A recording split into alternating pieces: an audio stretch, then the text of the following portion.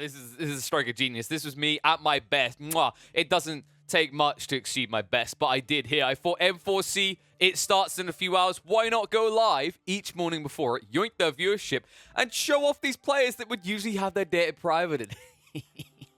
That's right, you can't hide it from me, which is why we're going to hop into game one, which is going to be the Viper versus RecoN to open up this wonderful morning before the M4C action kicks underway. Whoopsie, wrong scene. You can tell I haven't used that one in a few days, but here we are. RecoN versus Viper, and Viper doing a little bit of HRE practice, but an interesting map appears that I don't remember the last time I actually got to cast, which is Nagari.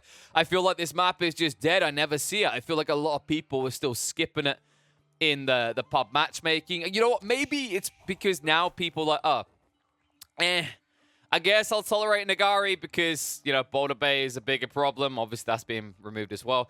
I think more likely what it was as well is in this situation, especially, while a lot of players are willing to skip Nagari and get longer queue times, obviously, you know, for someone like Viper who just wants to actually grind, he wants to get as many games as possible, warm up each day, he's going to take this one. But is he going to take this game is the real question. Because, of course, HRE definitely has some potency around here. They will play towards that central fishing line. The more important part is that they do have some natural choke points to defend themselves with, as you can see on both sides via this mountain range on the side.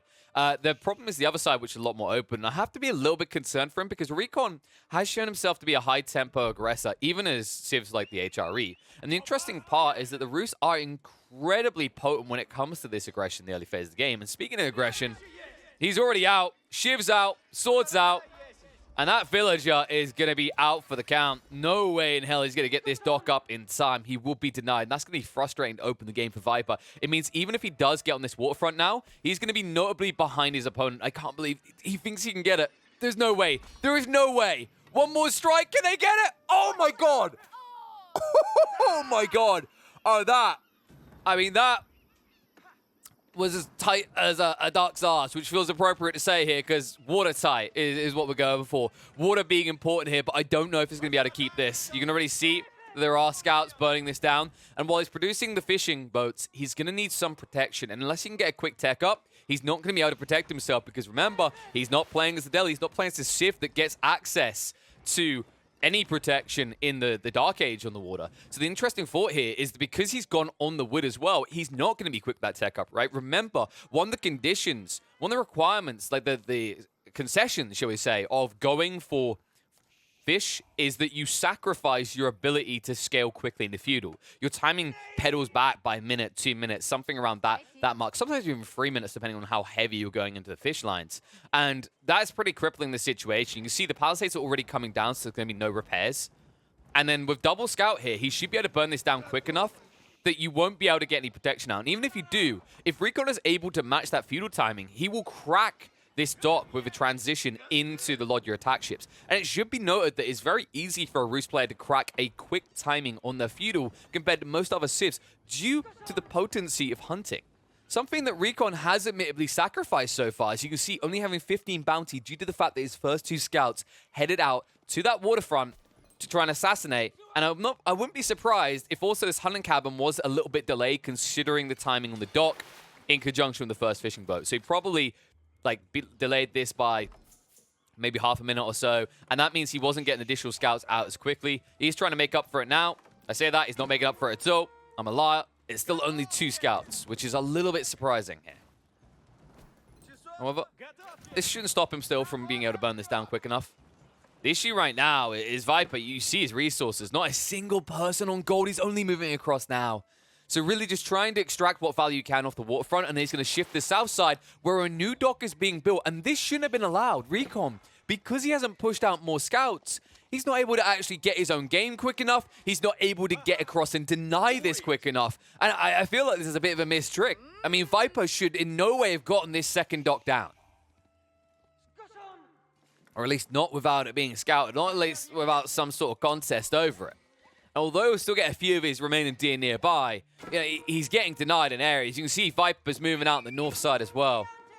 Because he went 2 scouts also, as most civs do in these type of matchups. And oh no, RecoN! Did he injure most of those deer? Why were so many of them one hit? Some of them were just being traded well by Viper, but I think RecoN must have one tap one or two of those deer because Viper just casually walked in and one-arrowed them. Oh, no, that is crippling. RecoN is almost 5 minutes in the game as the Roos. Although he has his tech up, he only has 80 bounty. I don't remember the last time I saw a number this low. I mean, maybe on my current account. But other than that, yeah, usually these numbers be a lot higher, folks. Usually at this stage in the game, you've easily cracked 150. You're getting close to that 250 bounty mark, potentially. Yeah, usually by about 8 minutes, you should have that. But in this situation, I don't even know if it's feasible anymore. I mean, the deers have already been assassinated on Viper's side. And he got away with this. This was actually really smartly played. And Viper also doubling down the double barrel with the second dog. And this is so well played, right? Basically, RecoN gave over all control of this in the early phase of the game. He didn't do that on the south side because he was too busy burning down the northern dock. Then, to follow up on the problem, he isn't protecting his long-term investment by getting his hands on these bounties because, well, he can't be out there killing all these deer if he's there trying to burn down a dock. So what does Viper do? He very smartly adjusts. He goes out, he assassinates his own deer, he moves across, yoinks a bunch from his opponent, and all of a sudden, although RecoN will be able to crack that tech up quicker, it's only because of what Viper done on the side, right? Like, he had to pull a second villager. He put 2 docks and an outpost down, something that the HRE can afford due to their efficient economy, that 40% increased gathering rate with Holy Inspiration. So everything here is pretty efficient and compact. And after all that, he will be a mere 15 to 20 seconds behind RecoN on the tech up. This is phenomenal work by the Viper. And now it's a case of what does RecoN want to do? I mean, Viper, I think he's got the better part of this right now, but do not count RecoN out, folks. Something you have to keep in mind in this situation, of course, RecoN, he's playing as a Civ that's still kind of got a big question mark above it. It's very hard to predict what this Civ's going to do. When you're up against other Civs like the French, you know it's going to be cavalry, cavalry, cavalry. You're going to be spamming knights very quickly. When you're up against an Abbasid player, it's either horsemen or they're going to spearmen kite in. But the Rus are very much an enigma. It's very hard to kind of detail what they want to do because half the time it feels like the Rus players don't even know until they're in the moment. So for now, he will at least try to pin in the fishing boats, which of course is easy enough for him. However, Viper can protect himself. He can pull galleys if he wants to. And he has got this outpost, which makes it very frustrating for you to dive in. So you need to be a little bit careful with your RecoN. But in the meantime, he is going to wall himself in, as we talked about before. Those natural choke points, something you can utilize on both sides. Obviously, on one side of your base is a lot more open, but that just gives you a funneled interest, right? You know you don't have to come and worry about this area. And that's the other benefit of this early fortified palisade from RecoN, is that he doesn't have to worry about an onslaught into his northern dock quickly, right? Like, he'll have ample time to react to it, and this just layers his base as well to ensure there's no sneak about. And it means he can focus all attention in the south, which is where he wants to go, because his opponent has built up on this fishing line. And by the way, RecoN is prepping for a later timing. He's actually going for the second TC, something we have seen a little bit more frequently out of Rus players. And one of the phenomenal things that makes this so powerful for this Civ is you might notice a lack of mining camps on the stone outcropping. That's right. You get this for free. Well, not for free. Okay, I'm sorry. I'm gonna get sued for false advertising. You save the money on a mining camp, you save the labor force, because all you have to do is come in here in the Golden Gate, click buy stone twice, bada bing, bada boom, you're ready to go. And you can easily afford it when you consider how many people he's got in the woods. So, nice move coming out from RecoN. Will allow him to give more scalability to his economy, something that might be able to match Viper, but he needs to be careful about his timings with this, because if he doesn't have a present and dangerous force at the start of the castle age for the HRE, Viper's going to get a very free game with a triple cap on the relics. And RecoN, he gets scouted out, but he should be fine. The question is, what's his plan here? I think, he's going for the wall in. This is actually really well played. I love this from RecoN. So after the awkward adaptation, like the back and forth that they're having right now, this is ongoing rally, right? No one's just giving up. However, this attempt to continue the rally is going to be disrupted, and RecoN, he might forfeit the first point of the round here in this metaphorical game of tennis, as he's going to be sniped on both villages, and there's nothing he can do to stop this. Nice play with the stable out of Viper. And it's important that this doesn't happen. This is so well played by Viper, because normal palisades at this stage of the game are a pain in the ass to get through. 4-5 palisades, dream on. You're just going to be focusing on castle and come back for it later. It wouldn't have been the end of the world for Viper, because remember, he still has 3 relics on his side of the map already. But it would give a lot of freedom to RecoN freedom to expand, and freedom to do things while Viper has no info. And that's the critical detail here. Viper needs to get in and get eyeballs on what his opponent is doing. He might be suspicious that RecoN has gone for a second TC, considering he was so willing to riskily throw 2 villagers out to the front line like that without any real protection, only scouts. So I think Viper probably has that kind of tingling, right, that you get when you're this high-level player, when you've played hundreds of games. You're like, I kind of know where this is going. He's going for the greedy eco boom. And he has to as well, because in the end, it looks like he didn't continue to invest in the waterfront, at least to protect it. Understandable as well. These archer ships aren't that great against the galleys. Galleys with a lot of firepower, of course, their weakness being if they have to run away. But when they're firing forward, as you can see, it's 60 damage, folks. I mean, that outdoes the Lodges, as it should, considering the difference in cost, right? The Lodger attack ships, you can see 180 resources total. Meanwhile, these galleys are up at 360 resources total. So no surprise, they're basically 2 in 1. And then some. On the wall, and once again, it's denied. And it looks like Viper will not be able to snipe the villagers, but he is gaining ground, and he'll gain vision. And this is worrying. RecoN, he's gone double TC, but look at the room he does not have. He's walled himself in so hard here that this could easily cripple him in the next 5 to 10 minutes. So expect Viper to play this in a very kind of cruise control into castle and look to just naturally take control of the games that HRE do, because his Readiness Cathedral is about to complete. As it stands, RecoN does not have a defensive force. He's trying to fix that now, but it's going to be a Rax, which means he can't easily move out and contest these relics where there's already a horseman guarding them, and prelates will be moving out to collect them up soon. And these timings from Viper, it's just a natural flow of HRE. I mean, RecoN, I feel like he's been throwing these Hail Marys 3 times now, right? You had the first one with the dot burn down, not investing in more scouts and ignoring his hunt. The second one with his TC play, and the third was this wall in attempt with the backup walls then also failing. He'll get them up now, but honestly, right, like it's almost like Viper and RecoN are getting a divorce. And RecoN hired the lawyer that Viper suggested. And it turned out that the lawyer was Viper's brother. Because right now, Viper is getting everything in the divorce, right? He's getting the Lamborghini, he's getting the extra house, he's getting the condo down in California. The only thing that RecoN gets is the kids, and I don't know if Viper wanted them. I mean, they cry a lot. They would distract him from being a GOAT of Age of Empires. You know, could you imagine trying to play a game AoE 2 or 4 and having to run off to, you know, give the baby some milk every 15 minutes? It just wouldn't work. So really, he's kind of got all thumbs up as it stands. And a third TC. I mean, RecoN. All right, yeah, he's definitely got the kids in this situation. That's going to be a lot of demand, a lot of whys, a lot of crying coming in, and not much to feed them on, because he has such finite, limited resources in the back of his base here. You know, look at the gold situation. He's already half-tapped this gold vein, and he's got a backup at 4K. The only way this works is if he rush times up to Imperial. The problem with that logic is he isn't even in Castle yet. And Viper is playing the HRE, so if your plan is to Imperial boom, you're going to fall hard to the power of HRE, because even though in theory on equal ground the Rusa are better, right, like from an artillery standpoint, from some of the unique units like Streltsies, they're fantastic, you have to get there, and you're going to be so far behind. You can see on the numbers right now, Viper almost ready for the tech up already. He's booming on the food, just waiting on the gold now, and then he will zoom straight into the Pass of Swabia, aka the Love Hotel, aka the Villager Printer, where he will just look to plow across and strip mine this map. And with that mining, by the way, he will be able to field a forward army much bigger than RecoN's. I mean, RecoN right now, 5 military. Meanwhile, Viper already up to 18 and continuing to scale. And a little bit of aggression. Prelate is trying to be sniped. Horseman has ridden out, but it's not going to be quick enough to deal with the spear, so he will be able to deny this relic going in. And Viper, this was a little bit of a whoopsie-daisy. I say that. He went to the south side to get a relic instead, so he still ended up with 2. But maybe he could have tried for the one a little bit closer to the shore. I'm not sure if that would have been the better option.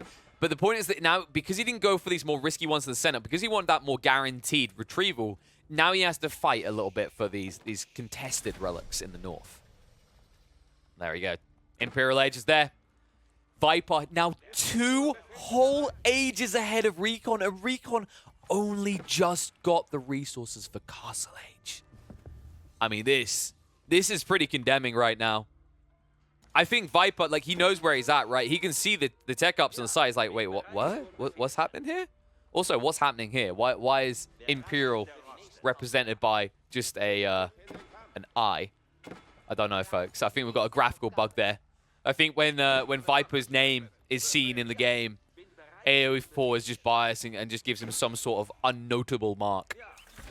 But now you know the bad news is in, right? Like, you know you're 2 ages behind. RecoN still trying to recover, is going to go into the high trade house. Wallow in the meantime buys enough time. The Prelate will continue on his way back. And with Knights here, this should be enough to bring down the spears before they can kill off the Prelate. Langsdeck chasing away the Scout. I don't think that part was intentional, though. Despite all the best efforts of RecoN, it just looks trivial. I mean, you're playing with hardened Spearmen. Now against Langsdeck and Knight, soon to be elite status, aka gold caps. And then, I mean, he's going to capture everything after that point. I mean, this all comes down to Nagari. Nagari accelerates so much this.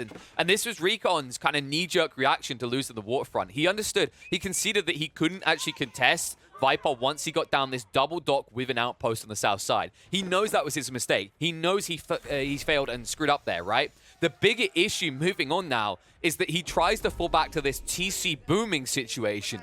Far too late for it to actually be successful against a server like the HRE. And without fielding any military force to deny these gold relics, I feel like he's just miles and miles behind. It would take a miracle, nay, a ginormous, catastrophic cluster truck out of Viper for him to lose this one now. We just have to see if that can happen. RecoN now building into the archery range as he knows what's coming. He's up against the HRE. So he's probably going to try to push hard on the crossbows, possibly even a Gambit playing the horse archers here, try and play on the mobility. But you are under siege, and you do have to buy more time. He's putting up more of these fortified palisade walls. Even if he protects himself, even if he pads himself in, remember, he is running out of resources in his base slowly but surely. The gold is being stripped fast. Double Sacred Site control going the way of Viper now. Viper going to back away as he sees the Wooden Fortress get the Springwood upgrades. Springwood upgrades that admittedly are a little bit cheap for what they do. And thus they feel cheap and tacky. I think this might need revision. I think there's been a few people highlighting this on the casting desk. It's like the Springwood emplacement for 175 resources, especially when you're playing as the Roos. It's a phenomenal tool, and it maybe does a little bit too much. Yeah, you can see that. I mean, bye-bye, Horseman. Ooh, oh, okay, I thought he was out. I even thought I was like, yep, he's made it. He made it out. I don't know how he done it, but no. 9 tower range, folks. 60 damage. Despite the nerfs to Springolds, they still stay on in a different form. And, I mean, this is definitely part of, like, the outpost power creep, right? You know how powerful it is in arrow slits department, but as you scale into that late game, the power of the Springolds can also be useful. 60 damage is definitely no joke. Especially considering it's not pop cap limited, right? So if you just spam out enough outposts, you get those all down. I mean, if you think about the meme kind of builds you saw out of Mongols where they would just layer outposts to protect the caravan line, that used to just kind of seem inefficient or a little bit memey. Now, there might be something behind it because I do feel like it's that powerful. But here we go. Here's the powerful timer for RecoN. But it's a delicate timing. He's going to the Triple Siege Workshop with the High Armory. He knows he needs to get out of this bind. He needs to do it fast. Viper, on the other hand, how is he looking? How is he prepping? Well, seems like he's being greedy Viper right now. Only 28 military units. Surprise, for sure. Feels like he's getting a little bit overconfident. And overconfidence can be a downfall here. I mean, he has both sacred sites, right? He has reason to feel confident. He even has the gold-hatted scouts keeping an eye on things, so he knows if any forces are pushing out for the south early. And that's why he's stationing more on the north side. He's staging a siege force here. He's got a siege workshop going down. He's looking to get in the bombards. He's looking to breach quickly. The problem is that once RecoN hits that tech up, is Viper going to have the critical mass to push in and punish him? And right now, I'm not sure if he is. I think he needs more troops. He needs them fast. And there it is. That's what I've been waiting for. The Ford Racks district is up. And this is where things will start to snowball. It's an efficient composition as well, right? It's a mixture of Langsdeck and man-at-arms. He's not being too greedy. Although, actually, I'd say he is. He's holding a lot of surplus. He could definitely afford to push out more units than this right now. But the point is that he's not leaving himself susceptible to one unit counters all. Mangonels, of course, would deal with a lot of this, but that's just, I mean, Mangonels just deal with everything, right? Let's be realistic here. So the point is that if his opponent pushes out crossbows, he's not completely countered. If he pushes out archers, he's definitely not countered. Horsemen, not countered. Knights, I would say not countered. Honestly, that's the power of man-at-arms. So really the only move the RecoN has is a formidable force of Springald. And now that he has his tech up, he can get it. The question is whether Viper's going to allow it, because he is posturing, and if he moves quick enough, he can deny RecoN before he gets the surplus Springald's up, as well as getting the tech researchers out, aka the banded arms and the roller shutter triggers. Movement on the south side is going to be a Stonewall going up, so Viper protecting his investment on the south side to make sure Sacred Sites don't go down. And that means he can turn all of his attention to the north side, where RecoN is going to have to fight for his life here. You can see RecoN, he's prepping for his Zerg. Doesn't want to be pop-capped at any stage. He knows how pesky that could be. And oh no, it's Streltsy. I mean, in fairness, I said there was nothing that could deal with all these unit types. Streltsy actually are. My bad on that one. But the reason I didn't expect him to do this is RecoN is very limited on resources right now. And Streltsy are not cheap. Look at it. It's 180 resource for a land infantry unit that moves very slow and has very limited range, only 4 tower range. I think a lot of people with the Streltsy, they get bogged down on this amazing detail here, the static deployment, right? Gaining attack speed, damage, scaling up, right? Decent melee, whatever. All this stuff that ticks the boxes for the Streltsy. But they always forget about the range. It's not as much a rifle as it is a shotgun. And that can be a problem unless you can stick close enough. There's movement in. Viper's breached the base. Moving through, looking for targets. If the Langsdeck gap close here, he's in trouble. And RecoN, can he actually deal with this? He's starting to target him out. And oh my god. Viper, I don't know if this is the way. He's trying to go for the Mangonels instead.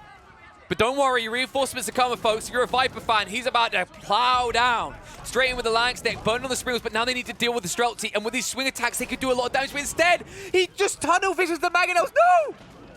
Oh my god, he'll get one. Can he get the second? I don't think he's going to. I think he's going to get pushed off.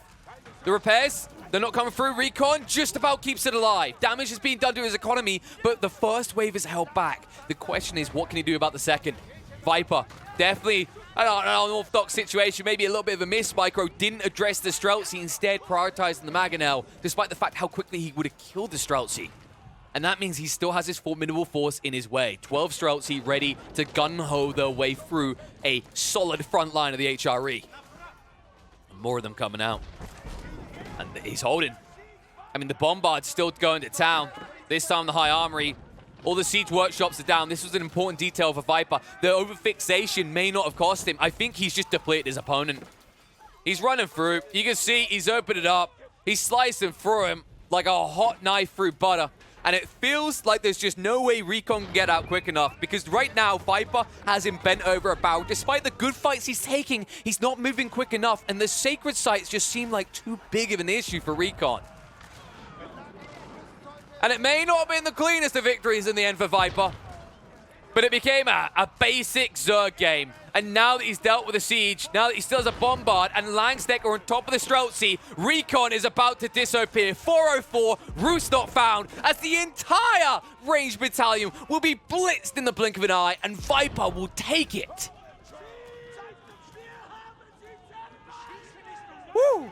Good lord! Someone keeps telling me Langsdeck sucks. Someone keeps saying they're not worth a KP. Terrible unit. Absolutely worthless. HRE can't go late. But you know what? I think there's an argument the Streltsy might suck even more. I mean, if the HRE's Langsdeck are the Henry Hoover, then Streltsy are the Dyson. Wait, no, because they suck.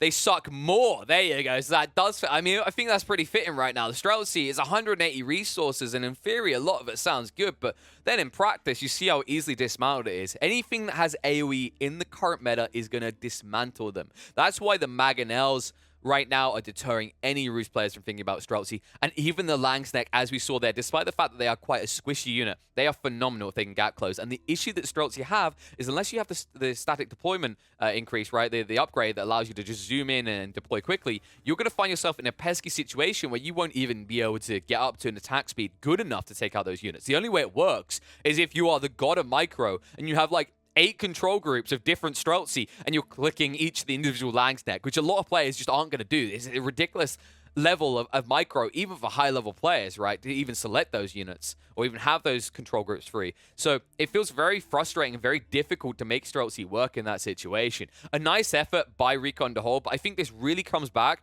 to the kind of haphazard sacrifices he makes along the way. Because he's playing on a water hybrid map, his wood is going to be stretched, which means his hunting cabin comes later. Then he's not pushing the scouts because, once again, his resources are stretched. He's on wood. He's not got a surplus food, so he can't afford villager plus scouts because he's investing in the waterfront. And when then he decides to push both his scouts onto his opponent's dock to burn it down, it gives everything away. It's too obvious, right? The whole point about why the Roost is so oppressive and so impressive on the waterfront is that in conjunction with the power of converting their fishing boats, it's the fact that they get to that feudal so quickly. They get to that feudal so quickly because they are able to hunt game on the map and get gold quicker than other civs because their scouts are generating it, which allows them to unlock that timing quicker. That just wasn't here in this game.